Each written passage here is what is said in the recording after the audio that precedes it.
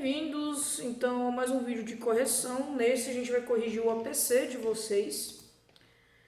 Então são 5 questões, eu acredito que não vamos levar mais de 10 minutos, tá? Então vamos corrigir aos poucos aqui, com paciência, explicando os detalhes da questão. Então a questão 1 observe o esquema a seguir.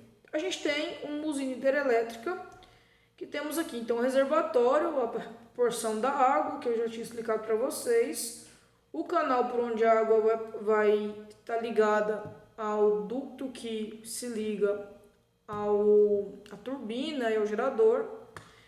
E a primeira coisa que vocês têm que observar aqui, antes da gente ver o que está pedindo lá embaixo, vamos falar do que está acontecendo aqui. Aqui, pessoal, nós temos reservatório, que ele vai, quando o canal estiver aberto, a passagem de água estiver liberada, essa água vai descer aqui, pelo ducto. Que tipo de energia que é essa aqui? Energia potencial gravitacional, é uma parte de energia mecânica, tá? Então, quando eu tenho uma queda, energia potencial gravitacional, que faz parte de energia mecânica. Aqui, no momento que eu giro a turbina, eu tenho uma energia cinética acontecendo. Lembra que energia cinética é energia do movimento, ok? O movimento dos corpos. E aqui, quando a turbina gira, quando ela está ligada ao gerador, eu tenho energia elétrica sendo gerada, ok? Beleza. Rapidinho a explicação. Pergunta-se, então, a produção de energia elétrica em uma usina hidrelétrica é feita a partir da energia... Tá, então eu falei para você que a gente tem potencial gravitacional e a cinética. Essas energias são de que tipo? Mecânica, eólica, luminosa ou térmica? Vamos na ordem, né? Eólica, luminosa, térmica ou mecânica? Vamos lá. Eólica ela não é, porque a eólica tem a parte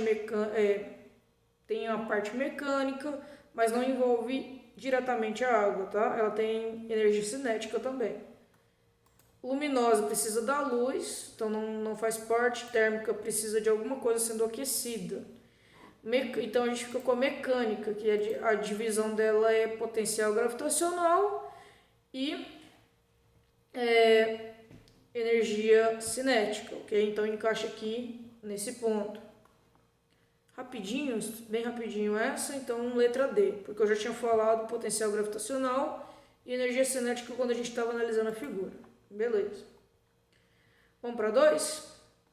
Não entendeu? Volta um pouquinho, tenta ver. Se não continua não entendendo, chama-nos, deixa a mensagem no comentário, me chama que a gente resolve, tá bom?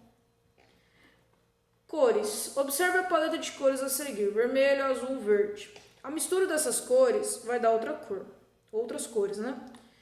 Então aqui pergunta: a letra Z, então é essa que está bem no meio de todo mundo, corresponde a que cor? Corresponde à cor, né? Não que cor. Eu trouxe... não vai vir. Deixa eu pegar aqui. Essa imagem aqui, pessoal. Deixa eu ampliar para vocês verem.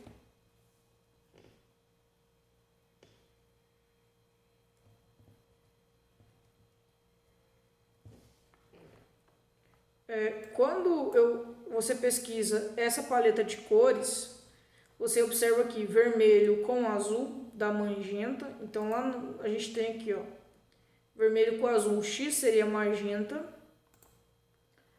O verde com vermelho dá amarelo, então o W seria amarelo. O azul com verde dá azul ciano, então o Y seria azul ciano. E a junção de todo mundo dá branco. Então, quando a gente pega aqui o Z, ele é branco, então fica a letra A. Professor, mas não faz sentido, eu vou misturar a cor, vai dar branco. Faz sentido. Eu não sei se quando vocês verem esse vídeo, eu já vou ter colocado no YouTube o vídeo dos meninos do 7º ano, da turma do 7º ano de ciências, mas lá eu explico um pouco sobre as leis de Newton. E dentro das leis de Newton e sobre as descobertas de Newton. E uma das descobertas de Newton foi que a luz branca, quando ela passa por um prisma, ou por um CD mesmo, ela gera arco-íris. Eu falei pelo CD porque é o que a gente tem mais fácil em casa, é o CD, tá, gente? Quando ela passa por um prisma, ela percebe-se que ela tem mais cores. Existem experimentos básicos para mostrar isso. Depois eu vou ver se eu consigo fazer e gravar para vocês verem. O que acontece é que a junção de todas as cores, ela depende da forma que a luz bate, e por isso que a gente vê certas cores de certa forma. Por exemplo, vocês estão vendo que a minha camisa é vermelha com manchinhas brancas, certo? Por que ela é vermelha? Por que a minha blusa é vermelha? Porque a luz bate, ela absorve a cor vermelha e reflete, aliás, ela absorve as cores, mas reflete a cor vermelha, tá? Onde é branco, ela absorveu todas as cores e reflete todas as cores. Então, isso é uma questão de óptica. Eu não lembro se eu vou trabalhar isso com vocês a fundo, mas é só para vocês terem uma noção mesmo, tá? Então, letra A, branco. Se quiserem saber mais, me chamem que eu explico, tá, pessoal? Questão 3. Ao sofrer a passagem de uma corrente elétrica, alguns materiais podem conduzir ou isolar. Aí ficou um ponto aí, tipo, conduzir e isolar o que, gente? Corrente elétrica. Vou mexer com o fio, vou mexer com a tomada lá de casa porque queimou, preciso trocar a tomada. Vou mexer descalço com um pedaço de metal. Não é uma boa escolha, tá, gente? Porque o metal ele conduz muito bem a eletricidade.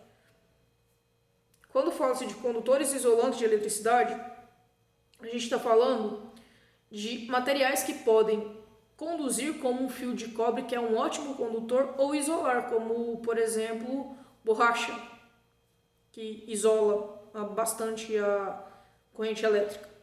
Então, nós temos, eu citei dois, um condutor e um isolante. E aqui pergunta-se quais desses dos abaixo aí, eles são condutores ou isolantes. Na verdade, pergunta qual que é isolante. Então, eu vou passar um por um. Desculpa, entrou um negocinho no meu olho.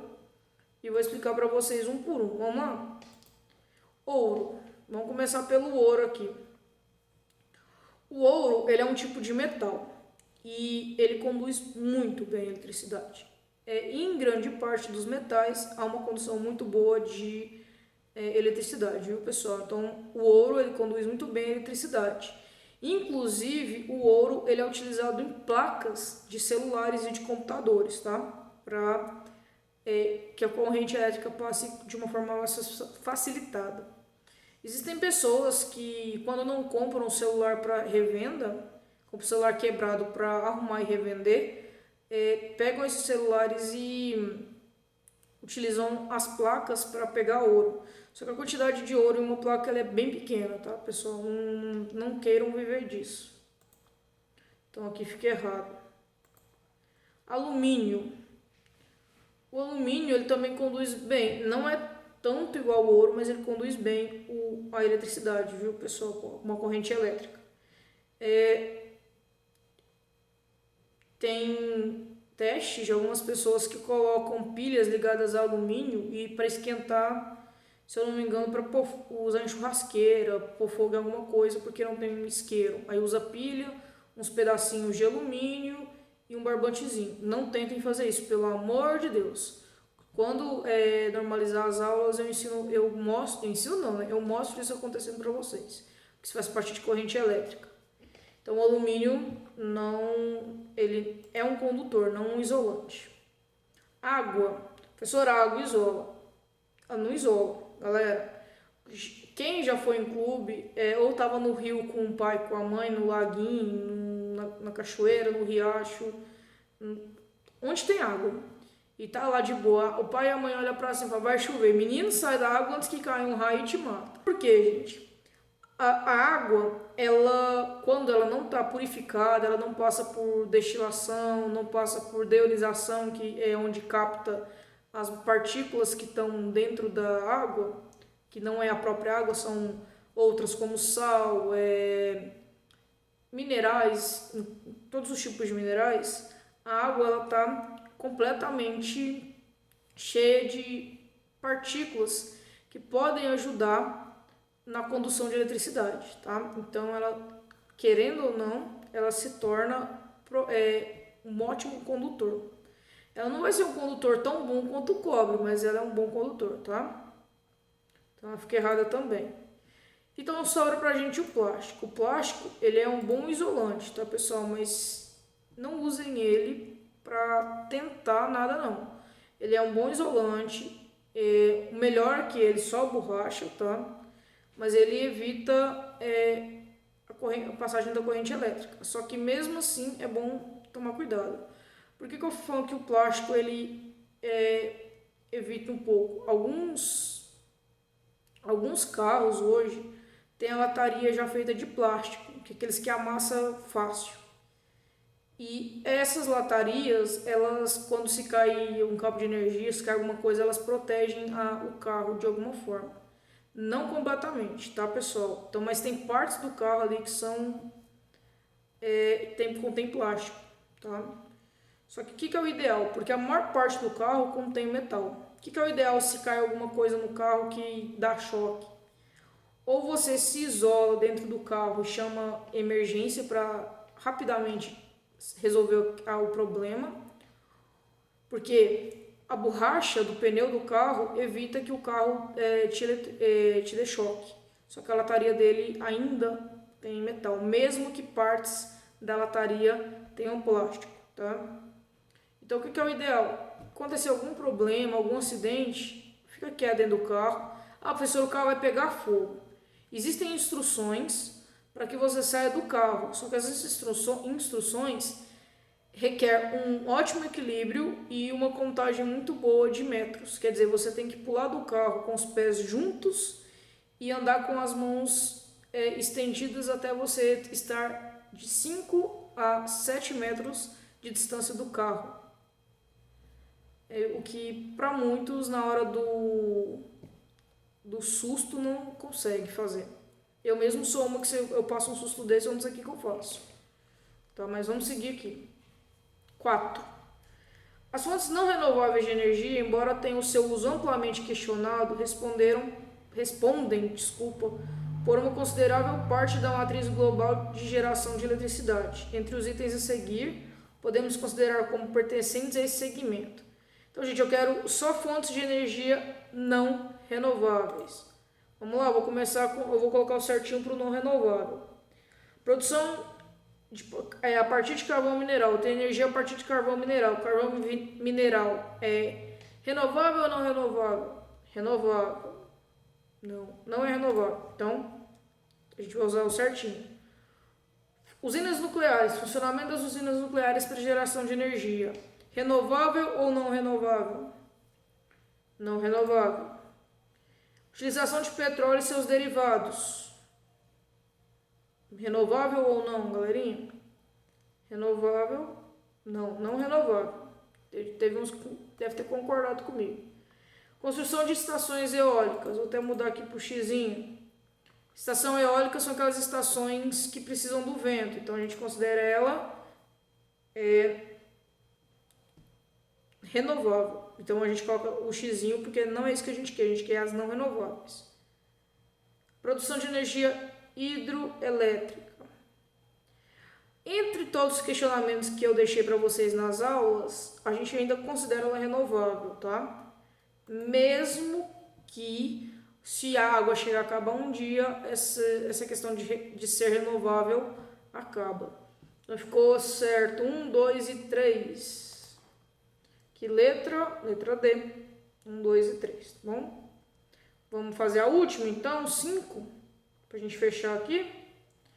Na natureza, a matéria nunca está isolada. Para separar as partes da matéria são usados processos específicos. Para separar a água do sal na água marinha, usa-se o processo, aí tem 4 aí. Filtração, peneiração, evaporação, decantação. Se você passar água com sal no filtro, provavelmente ela vai continuar salgada, porque o filtro não consegue captar todas as partículas de sal existentes na água, tá, gente? Isso é muito comum na região que mora na região litorânea, eles usam o filtro ou usam muita água mineral, porque nessa região a água é salobra. E tem uma região, eu não lembro que praia, eu também, mesmo se eu lembrasse eu não poderia citar o nome, que a a praia ela a praia ela é bem poluída. Então a água que abastece a cidade em épocas de férias, a água ela sempre tem problemas. Então é comum você viajar já carregando água mineral, tá?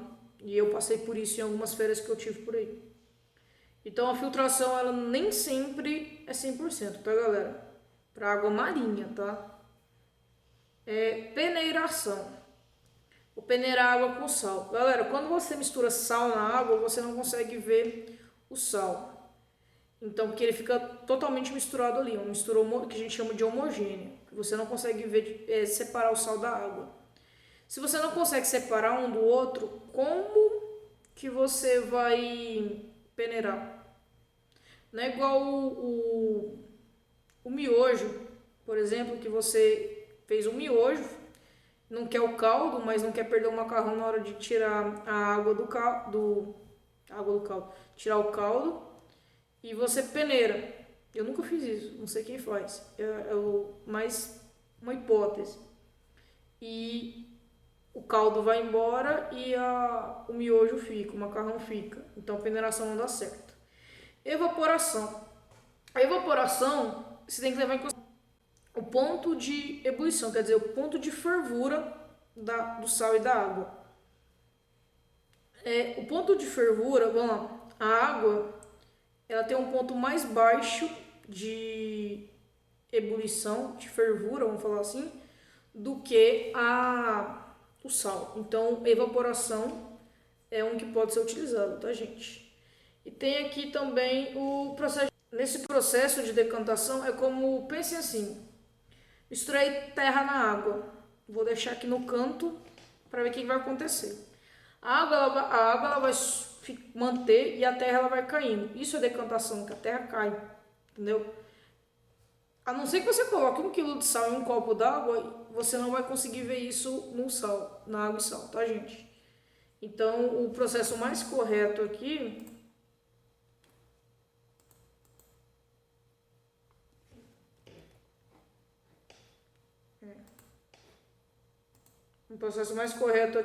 pra gente é o processo de evaporação, ok? Pessoal, próxima aula, provavelmente eu já começo o próximo conteúdo, tá bom? Até mais.